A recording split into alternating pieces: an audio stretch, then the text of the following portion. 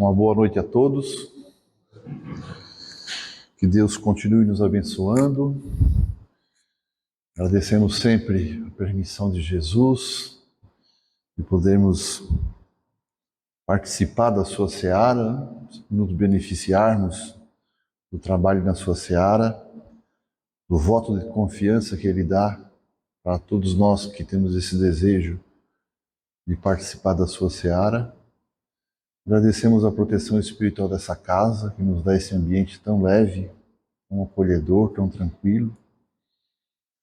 Fruto das energias espirituais dessa equipe de luz que está aqui, invisível, e também da fé, do amor e da caridade dos médiuns encarnados que trabalham nessa casa. E que Jesus nos ajude, nos inspirando, suprindo as nossas limitações para o tema de hoje. O tema de hoje, quando essa semana eu comecei a pensar nele, me veio essa frase constantemente na cabeça, né? E eu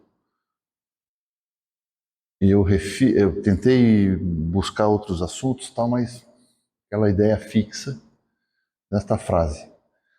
Tudo bem, então vamos preparar alguma coisa, né? Fazer um exercício de exegese com os recursos da doutrina espírita, para a gente compreender o que é que Jesus quis dizer com essa frase, né? Ele respondendo um questionamento, enfim, né? Estava nas festas de Páscoa, naquele momento em que ele já sabia que ia ser preso, ia passar por todo aquele sacrifício que ele passou, que todos nós conhecemos. E ele coloca, entre vários assuntos que ele trata, né? Várias ocorrências, né? Ele coloca esse pequenininho trecho. Depois eu vou ler aqui o texto bíblico, né? Do versículo 20 ao 25, do capítulo 12 de João, para a gente poder se ambientar ao que Jesus está querendo nos dizer.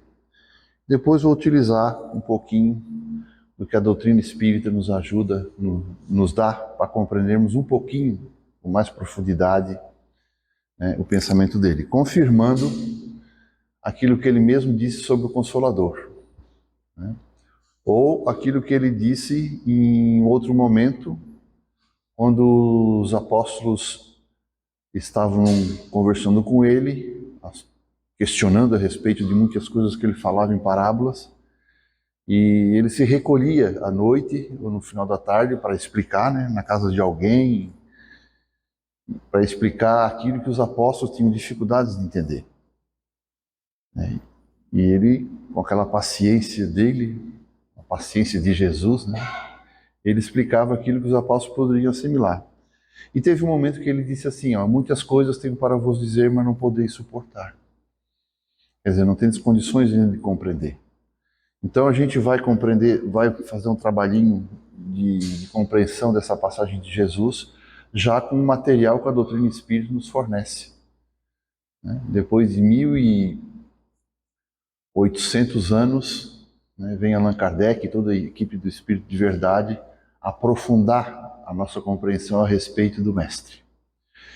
E a gente estudando, eu acho, essa parte da vida de Jesus, quando ele entra em Jerusalém, a partir do momento que ele... Até fiz uma pergunta no chat GPT, quantas horas durou, a partir do momento que ele foi preso, onde ele estava orando, até o desencarne dele. Daí a inteligência IA me deu uma resposta que, dependendo do estudioso, né, dizem que foi de 15 a 18 horas. Esse espaço de tempo em que ele, quando Judas sobe, lá no monte onde ele estava orando, né, pedindo forças para enfrentar o que ele já sabia que enfrentar, até ele expirar, né, às 3 da tarde. Né, ele ficou em torno de 6 horas, né, naquele sofrimento todo, quando começaram as torturas, né, o carregamento da cruz, tal, enfim. foram de 15 a 18 horas, segundo os estudiosos. Eu, particularmente, fico impressionado que, nesse espaço de tempo, Jesus nos deu tantos ensinamentos, são tantas ocorrências, tantas atitudes dele, que olha, nem o maior gênio grego, né, um Aristóteles, poderia passar em tão pouco tempo tamanha quantidade de ensinamentos, não só em quantidade, mas em profundidade. E digo isso até em forma de convite, para que a gente pegue o texto bíblico e vá nos trabalhos mediúnicos maravilhosos que existem sobre esse momento do Cristo, que é muito rico. Por quê? Porque ali, por isso que ele diz, para essa hora eu vim. Porque esses momentos da vida de Jesus é quando ele vai confirmar pessoalmente a sua fidelidade a Deus. Até a chegada de Jerusalém, ou até a Santa Ceia, a última ceia, ele foi um professor, foi um irmão, foi um médium, foi alguém que auxiliou com o seu poder magnético a saúde de muitos irmãos, mas saindo da última ceia, se encaminhando para o monte, né, ali ele se vê sozinho e ele tinha consciência de que esse era um momento crucial. E a palavra crucial vem de cruz, né? Momento crucial do seu trabalho. E que estava em jogo, né, a pregação do Evangelho, a vida do Evangelho para o plano material. Então era um momento capital do trabalho dele. Se ele falhasse, se ele fraquejasse, né? Por isso que ele se recolheu para orar, por isso que os apóstolos registram que ele conversava com um varão, um anjo do Senhor, que ali possivelmente estava a equipe espiritual ao redor do Cristo, num diálogo, em estado de oração, pedindo forças, né, pedindo todo o apoio da espiritualidade para que tudo ocorresse conforme planejado. Porque estava em jogo ali o futuro espiritual da humanidade. Né? Então, antes que eu continue aprofundando e nosso tempo vai se esvaindo, né, eu vou ler esse momento do texto bíblico, que ele é muito interessante. Ele é curtinho. E eu me lembro uma vez que eu também utilizei um texto bíblico em uma palestra há muito tempo, num centro espírita, e recebi algumas observações críticas. Né? As pessoas têm receio, centro espírita, Bíblia, né? Como se nós não precisássemos, como espíritas, estudar o texto bíblico, né? Qual foi o livro mais consultado por Allan Kardec quando ele escreveu o Evangelho segundo o Espiritismo? A Bíblia, o Novo Testamento. Quais são os textos que Emmanuel utilizou, pesquisou, né, para escrever a coleção Fonte Viva, que são comentários de citações, principalmente do Novo Testamento? Todo o trabalho de Amélia Rodrigues, através de Divaldo, comentando passagens do Cristo, com citações no cabeçalho dos textos. O próprio Luiz Sérgio, né, disse que quando ele foi para o plano espiritual, ele foi convidado a participar de cursos de estudos bíblicos na espiritualidade, na colônia, onde ele passou a frequentar, que fica nos céus de Brasília. E ele nos passou, através da sua médium, vários livros de comentários do Antigo Testamento, do Novo Testamento. Né? E é o texto onde nós temos registrado, né, o testemunho daqueles que conviveram com Jesus ou tiveram contato muito próximo com ele.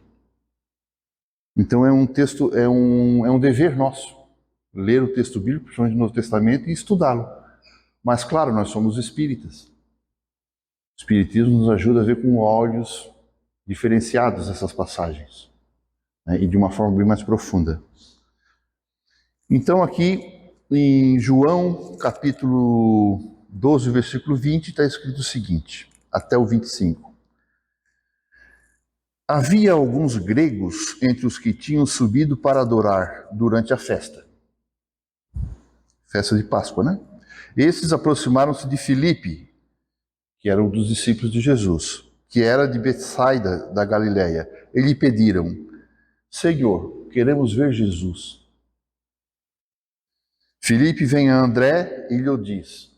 André também era um apóstolo. André e Filipe o dizem a Jesus. Jesus lhes responde: É chegada a hora em que será glorificado o Filho do Homem. No caso, se referindo a ele, né? Em verdade vos digo, se o grão de trigo que cai na terra não morrer, permanecerá só. É um ensinamento profundo que Jesus está nos passando com essa imagem, né, do grão de trigo que é colocado na cova para que produza, enfim, né, o pé de trigo e depois muitos outros frutos. Mas não é aqui que eu quero concentrar nossa reflexão. Mas se morrer, produzirá muito fruto. Olha a referência que ele já está dando para os apóstolos sobre o que vai acontecer com ele. Quem ama sua vida, a perde. E quem odeia a sua vida neste mundo, guardá-la-á para a vida eterna. Esse é um pensamento que Jesus nos veiculou através de muitas outras imagens, né? Ninguém serve a dois senhores, né? Ou odiará um e amará o outro, enfim, né? Falando, nos lembrando dessa necessidade nossa de termos uma relação com o mundo material de uma forma desprendida e colocar em primeiro lugar os nossos objetivos espirituais, que diz respeito à nossa imortalidade, que é o que não se modifica. É a nossa condição de espírito e a nossa imortalidade. Isso não se modifica. Isso é eterno. Agora, as coisas do mundo, as experiências que nós temos aqui no material, elas são efêmeras. Por mais que lutemos para preservá-las, a matéria ela se desgasta. As experiências aqui na matéria elas são muito transitórias. Né? Por isso que quem se prende muito à vida material esquece dos objetivos da espiritualidade, né? E chega na espiritualidade como se fosse uma pessoa morta, de mãos vazias. Né? Então é mais ou menos nessa direção. Se alguém quer servir-me, siga-me. E onde estou eu, aí também estará o meu servo. Identificação com Jesus, né? Quando Jesus fala que onde um ou dois estiverem reunidos em meu nome, aí eu estarei. O que é que ele quer dizer com isso? Que quem, em pensamento, em sentimento, né, se identifica com ele, com o seu evangelho, e já vive o amor plenamente, vibratoriamente está ligado a ele. Né? E como para o mundo do pensamento e o mundo espiritual não existem distâncias físicas, né? Então as energias espirituais que nós irradiamos de condição elevada faz com que nós atraiamos benfeitores elevados, espíritos elevados. Né? Como, por exemplo, aqui nesse ambiente aqui. Nós estamos orando, estamos aqui com o coração ligado aos ensinamentos que nós queremos aprender aqui hoje. E a energia de Jesus está presente aqui. O nosso objetivo é nobre. Né? Nos identificamos com o seu evangelho. Queremos conhecer o seu evangelho. Queremos colocá-lo em prática. Queremos ser pessoas melhores. Então as energias dos planos elevados estão conosco nesse momento. Agora, se os nossos objetivos fossem outros, daí Jesus não estaria junto conosco. Estaria nos esperando à distância, né? Se alguém me serve, meu Pai o honrará. Minha alma está agora conturbada, em função do sofrimento que ele iria passar em seguida. Né? Até para um espírito elevado como Jesus é um momento de apreensão, de tristeza. Tanto que na oração antes dele ser preso, ele pede: Pai, se for possível, afasta de mim este cálice. Né? Mas como ele era fiel, que direi? Minha alma está agora conturbada. Que direi em relação a essa situação? Pular fora do barco? Desistir em função do que eu vou enfrentar? Ou ser fiel a Deus até o fim? Pai, salva-me desta hora? Que direi, né? Pai, salva-me desta hora? Onde ele diz essa frase. Mas foi precisamente para esta hora que eu vim. Pai, glorifica teu nome. É interessante que a tradução aqui botou teu nome. Não, ele não pediu glorificação para si. Porque ao realizar o sacrifício que ele realizar por ser fiel à lei do amor, né, ele estava glorificando a lei divina que governa todo o universo. Através daquele ato de sacrifício, era a renúncia absoluta. Porque uma das consequências do sacrifício dele, mais imediatas, foi salvar a vida dos apóstolos. Que quando ele é preso, todos os apóstolos estão dentro de Jerusalém. E a cidade naquela época era cercada por muros. Então, se Pilatos, sob a influência dos rabinos, decidisse também prender os apóstolos, seria fácil. Era só fechar as portas de Jerusalém. E daí a perseguição ia ser terrível. E não somente seria sacrificado Jesus. Então ele se expôs, porque também estava em jogo a pregação futura do Evangelho. Porque Pedro estava ali, Tiago estava ali, né? Todos os apóstolos. A mãe de Jesus estava ali. Né? Se ele não agisse espiritualmente para proteger a vida desses amigos dele, como é que ficaria a pregação do Evangelho depois que passasse, né, o sacrifício dele? Ou se ele fraquejasse e fugisse? Né? Como quando ele chama, inclusive quando ele chamou a atenção de Pedro, né, quando Pedro propõe algo semelhante, afasta de mim, Satanás. Não é que Pedro estava sob a influência de Satanás, um suposto demônio. É porque a atitude de Pedro ia de encontro à realização desse sacrifício supremo que ia confirmar na prática a fidelidade dele a tudo que ele ensinou nos últimos 3 anos. Então, o primeiro mártir do cristianismo foi o próprio Jesus. E se ele não fosse fiel até o final, de entrega total e de renúncia total, nós não estaríamos hoje aqui nessa casa espírita estudando o Evangelho. Porque o Evangelho, por isso depois ele chama Paulo de Tarso, porque o Evangelho nas mãos de Pedro, nas mãos de Tiago, ia se tornar mais um movimento pequeno dentro do mundo judaico. E com o tempo ia ser dissolvido. Por isso que ele convocou Paulo de Tarso, para tirar o Evangelho lá da Palestina e levar para o mundo, levar para Roma, levar para os gentios. Por isso que Jesus fala, né, quando vê Ananias, quando ele vai falar para Ananias a respeito da chegada de Paulo lá, depois que Paulo viu ele diz para Ananias, esse é o vaso escolhido por mim. Né? Então, o Paulo era o cara preparado para fazer esse trabalho de expansão das ideias evangélicas para o mundo. Então, o sacrifício de Jesus, o sacrifício supremo, só essas 2 observações, tem outras coisas, né? Preservou a vida dos apóstolos e depois o trabalho de Paulo de Tarso, de tirar do mundo judaico e absorver, né? Tanto que o próprio Tiago estava trazendo as práticas do judaísmo para dentro do movimento da Casa do Caminho. Inclusive foi motivo de choque de ideias e de práticas entre Tiago e Paulo. Então, são essas reflexões que nós temos que fazer e, em pensamento, agradecer, né, a doação da vida desses homens.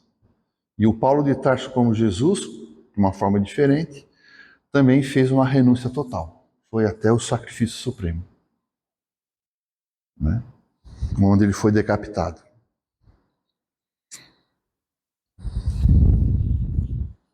Então, meus irmãos, se Jesus afirma isto, para essa hora eu vim, é porque a encarnação dele, como a encarnação de cada um de nós, é realizada baseada numa programação. Claro que a programação da encarnação de um mentor, de um espírito, como Jesus, é de uma dimensão que nós não temos condições de compreender, que envolve a transformação da humanidade, a entrada da humanidade no novo ciclo de aperfeiçoamento. Mas cada um de nós, dentro das nossas condições evolutivas, também veio nessa encarnação para uma determinada hora. Né? Então, para a gente não se estender muito, o planejamento espiritual, assim de um modo geral, ele leva em consideração aspectos provacionais, né, que fazem parte da vida material. Né? Quando você estuda, quando você faz uma faculdade, quando você luta para adquirir um emprego, isso são provações, são exercícios espirituais de segundo nível. Mas todos nós, né, temos aquela provação chave, aquela crucial. Lembrando que crucial vem de cruz, né? Como a cruz foi o auge da aprovação da fidelidade de Jesus, nós também temos ocorrências em nossas vidas que nós somos provados no nosso limite,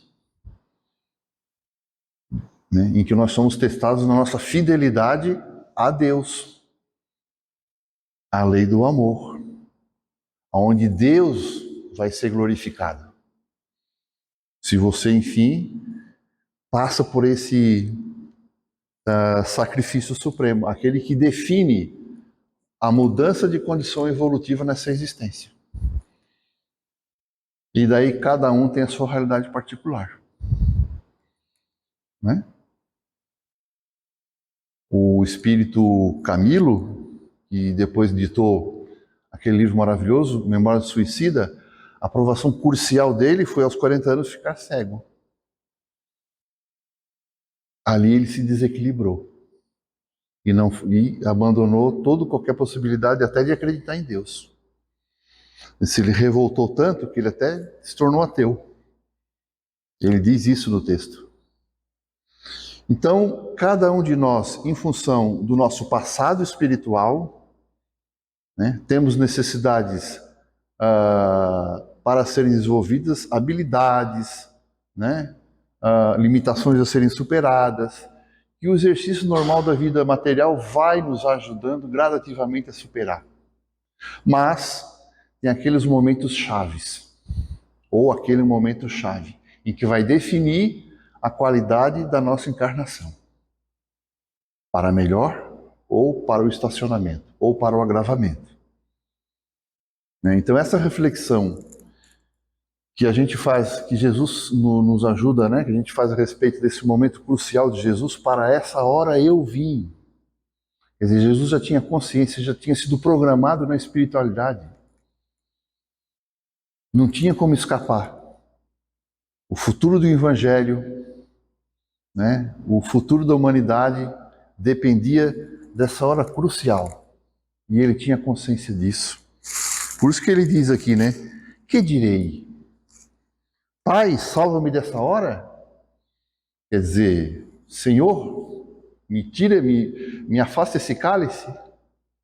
Mas quando a gente vem com os recursos que o Espiritismo nos dá, a gente sabe que não tem como escapar desse cálice. Né? A não ser que, em função do seu esforço para ser uma pessoa melhor, em função do seu esforço para ser uma pessoa mais amorosa, esse momento crucial ele vai ser suavizado por merecimento. Por isso que Deus é justo, mas é também misericordioso. Mas a maior parte de nós não. Então, quando nós, por exemplo, só um exemplo, um casal, enfim, né, cheio de ideais tal, faz planejamentos maravilhosos, e daí recebe lá o primeiro filho com dificuldades. E esse é o momento crucial dessas almas. Como é que eu vou encarar essa experiência? Vou transformar ela num grande instrumento de evolução, né, para que Deus seja glorificado? Esse para que Deus seja glorificado, entre tantas interpretações, a gente pode dizer assim, ó, para que a lei de amor se realize e eu me identifique com a lei maior que rege o universo, que é a vontade divina. Então, quando eu enfrento a minha hora crucial e uso as armas do amor, né, nesse momento eu posso dizer como Jesus disse, eu e o Pai somos um só. Porque no enfrentamento dessa dificuldade, eu utilizei o meu livre-arbítrio para fazer a vontade dele, conforme determina a lei divina, a lei do amor. E por mais que seja angustiante, e ele diz que ele estava angustiado, né? Ele até fala aqui, né? Minha alma está agora conturbada. É o que às vezes acontece nas nossas vidas. Tá tudo certo, zona de conforto, e de repente acontece algo inesperado. Você fica conturbado.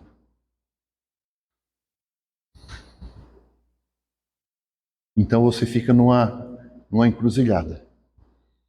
Vou fugir, vou me evadir, ou eu vou seguir aquilo que eu já tenho consciência a respeito do que Deus determina através do Evangelho do Cristo de como deve ser a minha postura neste momento.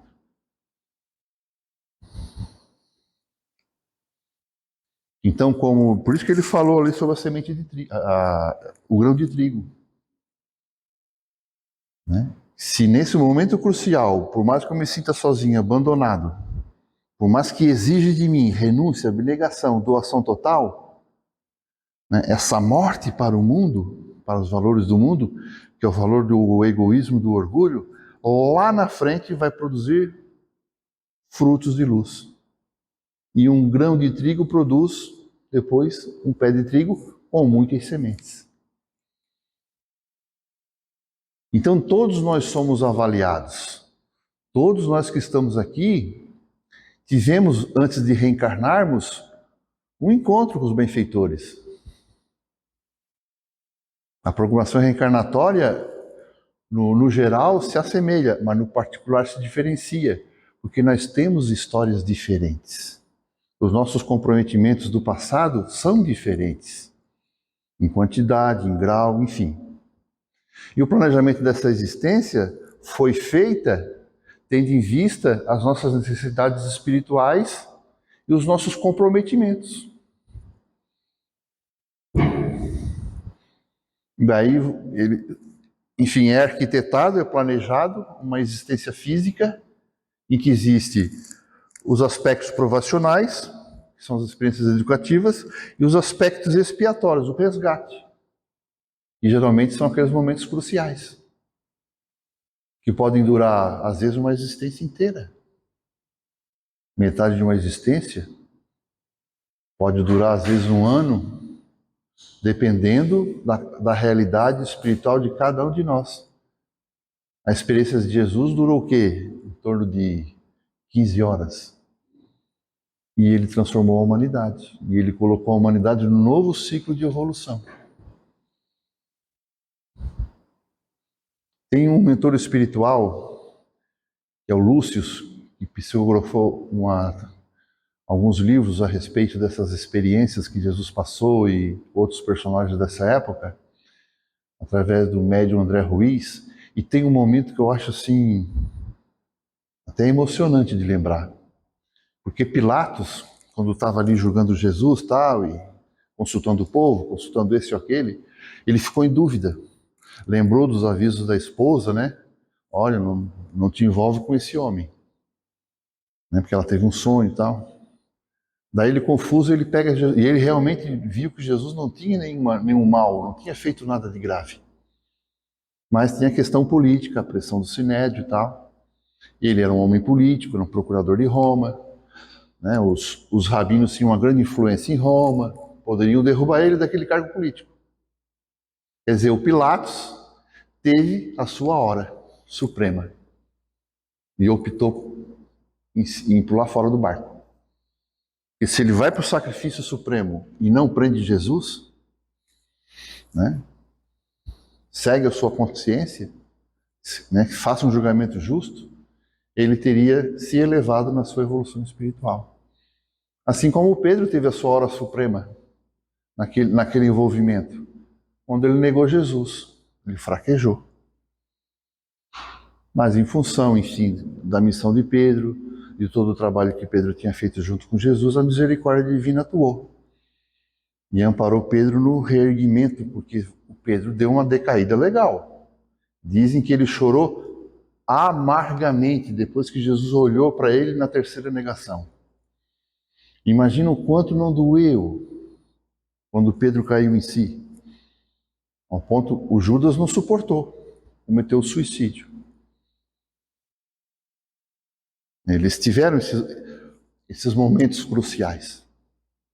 Daí o Pilatos chama Jesus para um canto, para uma sala, só os dois. Aí fala e tal, e Jesus em silêncio. E o Pilatos estava tão encantado com a personalidade de Jesus que aquilo tocou nele. A presença vibratória do Cristo, o silêncio dele, ele não se defendia, aquela calma, aquela paz. Imagina um homem acostumado a julgar e a mandar condenar milhares e milhares de pessoas, de repente se depara com uma pessoa que enfrenta tudo aquilo, inocente e na maior paz, não, aquilo tocou ele. E ele diz uma pergunta: o que é que eu posso fazer por você? Outro momento crucial de Jesus. Jesus disse assim para Pilatos: Pilatos, não levanta a tua espada contra os meus apóstolos. E Pilatos: não, tudo bem. Daí saíram da sala e todo mundo conhece o restante da história. Então, por isso que possivelmente nesse momento, né, se consolida, né, a preservação da vida dos seguidores do Cristo. E nós temos hoje um evangelho maravilhoso nas nossas mãos. Então a reencarnação, meus irmãos, ela visa mais 2 minutos, né? É 30 minutos, excedendo ao máximo 35 minutos. Então tem mais 35 minutos. O que é o português, né? Então a glorificação a Deus aqui, para a gente terminar nossas reflexões, a reencarnação ela visa a nossa integração com Deus, com a lei do amor. Né? Tem pessoas que para vir ao centro espírita tem que estar um dia de lua e céu estrelado. É um dos momentos cruciais. Como disse Jesus para um irmão, uma das passagens do mestre: por que ele me procurasse no verão? Por que agora no inverno? Quer dizer, quando a coisa está boa, está tudo ótimo, é aí que nós devemos investir na nossa procura por Jesus. Não quando a coisa realmente fica ruim. Né? Porque às vezes a aprovação vem para fazer o trabalho que o amor faria no momento que nós estamos numa situação de conforto financeiro, as coisas estão correndo bem. Né? Então a chuva que deu hoje, para muitos, foi um momento crucial. E muitos optaram, de apesar da chuva, tempo ruim, estar aqui, em contato, né, com o conhecimento da doutrina espírita. Isso define a qualidade da nossa existência. São essas pequenas escolhas. Né? Essas escolhas diárias, silenciosas, às vezes sem testemunha. Só Deus e os mentores. Que vai definir a qualidade e o aproveitamento dessa encarnação. Nos dando, quando desencarnarmos, uma condição melhor do que quando entramos na vida material.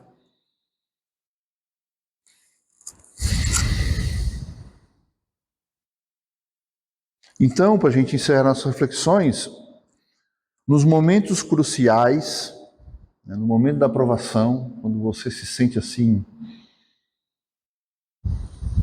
enfim, frágil, né, sem forças, autoestima lá embaixo, né, a sua fé abalada, às vezes começa a entrar num estágio de desespero. Né? Nesses momentos cruciais, devemos optar pela vontade de Deus. Aí temos que conhecê-la, temos que estudá-la. Por isso que é importante o Evangelho, fazer o Evangelho no lar. Porque ali nós estamos nos abastecendo de recursos espirituais para enfrentar esses momentos de prova, de afirmação da nossa fé, da nossa identidade com Deus. Quando nós vamos glorificar a Deus nesse momento, nos identificando com Ele nessa hora difícil.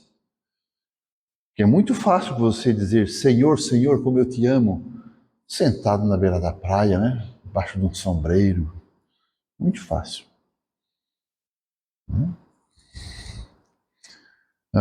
Só assim daremos um passo, né, nesses momentos cruciais que nós optarmos pela vontade de Deus, não a nossa vontade particular, que é de repente fugir, desaparecer da aprovação, só assim daremos um passo de qualidade na nossa evolução espiritual. Tá, gente? Então para a gente encerrar, né, já passando do tempo, então essa colocação do mestre não serve somente para ele, serve para todos nós. Para qual hora nós viemos? Né? Toda a trajetória dele tinha um ápice, aquelas 15 horas de provação suprema. E nós? Já passamos pela nossa hora? Por aquela hora que nós, lá no mundo espiritual, combinamos com benfeitores que iríamos passar? Então, eu agradeço a atenção de todos, a paciência, né? E foram algumas reflexões que eu trouxe sobre esse tema. É profundo, é vasto. E convido vocês para a gente, em casa, enfim, né? Ler esses momentos assim, esses últimos momentos de Jesus, essa última noite e depois o último dia que ele esteve aqui conosco, que é tão rico de ensinamentos, as passagens, os diálogos, né, os encontros, enfim, né, para a gente se abastecer de conhecimento e poder, enfim, né, vencer as nossas provações nessa encarnação. Muito obrigado.